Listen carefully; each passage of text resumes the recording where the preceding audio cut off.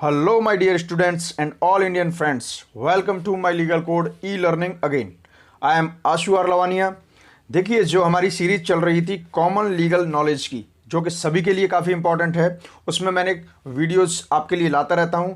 आज हम बात करेंगे अगली कानूनी जानकारी की, जो कि हर किसी की डेली लाइफ में काफ़ी इंपॉर्टेंट रहती है। तो बने रहिए हमारे साथ। देखिए, अगर आपको हमारे वीडियोज अच्छे लगते हैं तो आप हमें सब्सक्राइब कीजिए हमारे चैनल को, और सारी दी हुई डिटेल्स पर आप हमें फॉलो कर सकते हैं।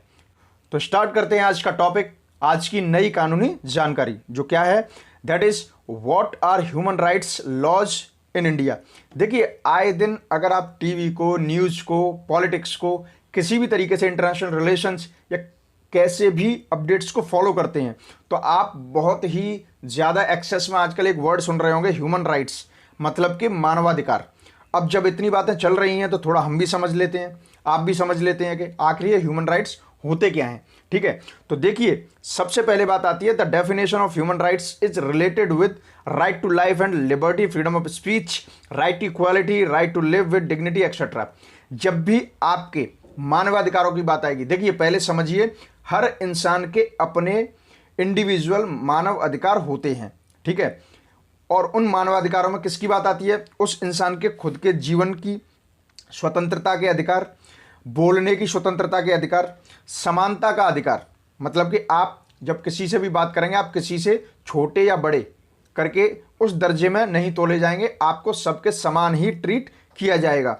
Right to live with dignity, और एक मानवाधिकार ये भी होता है कि आपको अपने आत्मसम्मान के साथ जीने का पूरा अधिकार है। आपके उस आत्मसम्मान से जीने के अधिकार को कोई भी छीन नहीं सकता।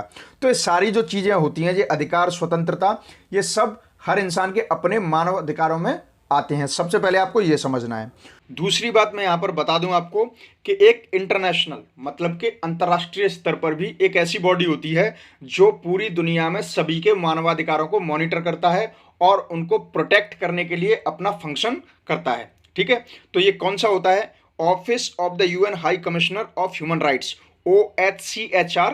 This is the short form abbreviation for office of the UN high commissioner of human rights. मतलब ये होता क्या है? मानव अधिकारों की रक्षा के लिए एक आयुक्त होता है, उच्चायुक्त होता है, जो कहाँ पर बैठता है? United Nations. देखिए, यूनाइटेड नेशंस क्या है? सबको पता है कि सेकेंड वर्ल्ड वॉर, द्वितीय विश्व युद्ध के बाद में एक पूरी दुनिया में आपस में सही से, शांति से तालमेल बनाए रखने के लिए एक अंतर्राष्ट्रीय बॉडी बनाई गई थी, जो अलग अलग देशों की सदस्यता के साथ बनी हुई थी। उसको बोलते हैं यूनाइटेड नेशंस, हिंदी में बोलते हैं संयुक्त राष्ट्र। तो वहीं पर एक ये बॉडी बनाई गई थी, जो कि सिर्फ यही मॉनिटर करेगी कि पूरी दुनिया में किसी के मानवाधिकारों का हनन तो नहीं हो रहा है। तो ये होता है अंतर्राष्ट्रीय स्तर पर बचाने का प्रयास। इससे आगे और भी कई चीजें हैं। देखिए, यहां पर एक पॉइंट है जो मैंने लगभग अभी बताया है कि किसी भी, जैसे हम भारत की बात करते हैं, तो भारत में किसी भी इंसान के मानव अधिकारों की रक्षा केंद्र सरकार, संघ सरकार, यूनियन ऑफ इंडिया गवर्नमेंट बोलते हैं। मतलब इसके साथ साथ हमारे देश में एक और फॉर्मेट होता है सरकार का, जो होता है राज्य सरकार। मतलब कि कोई भी व्यक्ति किसी पर्टिकुलर स्टेट से बिलोंग करता है तो वहाँ की राज्य सरकार। तो ऐसा नहीं है कि भारत में सभी के मानवाधिकारों की रक्षा के लिए सिर्फ केंद्र सरकार और राज्य सरकार ही प्रयास कर रही है। इसके साथ साथ अंतर्राष्ट्रीय स्तर पर भी इन चीज़ों का ध्यान रखा जाता है। जैसे कि हाल ही में एक बहुत ही इंपॉर्टेंट न्यूज़ चल रही है, म्यांमार में आर्मी जेनोसाइड चल रहा है। ठीक है, तो ये मानवाधिकारों की बात है। अब वो एक अजीब सी बात है, समझने में नहीं आता कि जब ज़रूरत आती है तो United Nations on ground function ढंग से कर नहीं पाता है, लेकिन सच्चाई ये है ऑन डॉक्यूमेंट्स कि ये इसी के लिए बनाया गया है। तो इसमें एक 1948 में एक डिक्लेरेशन आया था, जिसको बोलते हैं universal declaration of human rights. ठीक है, ये बहुत ही इंपॉर्टेंट है। कोई भी कंपटीशन की एग्जाम की तैयारी कर रहे हैं, specially if you are preparing for जजेस, law entrances, then it is very very very important for you. 1948 universal declaration of human rights, याद रखिएगा। ठीक है, नेक्स्ट, अगर हम भारत सरकार की बात करें तो केंद्र सरकार ने 1993 में protection of human rights act, मतलब कि मानवाधिकारों की सुरक्षा के लिए कानून भी बनाया था। और जिससे, मतलब जब सरकार की बातें करें तो किस तरीके से भारत में लोगों की मानवाधिकारों की रक्षा की जाती है, या कौन कौन से मैकेनिज्म है, कौन कौन से इंस्टीट्यूशंस हैं जो इनकी इनको बचाए रखने के लिए, मानव अधिकारों को प्रोटेक्ट करने के लिए काम करती हैं। देखिए, एक तो होता है नेशनल ह्यूमन राइट्स कमीशन, मतलब कि राष्ट्रीय मानवाधिकार आयोग, जो कि केंद्र स्तर पर होता है, जो राष्ट्रीय स्तर पर होता है। और हर राज्य के अपने स्टेट्स ह्यूमन राइट्स कमीशंस भी होते हैं, हर राज्य के अपने मानवाधिकार आयोग भी होते हैं। ठीक है, यहां तक बिल्कुल अच्छे से समझ में आया होगा।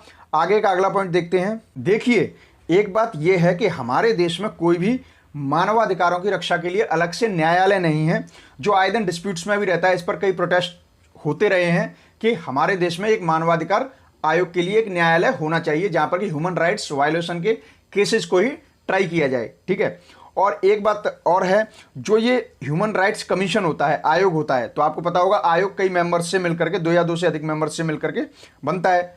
There are so many commissions in the country, like election commissions and judicial commission, so many commissions. Here we are talking about human rights commission.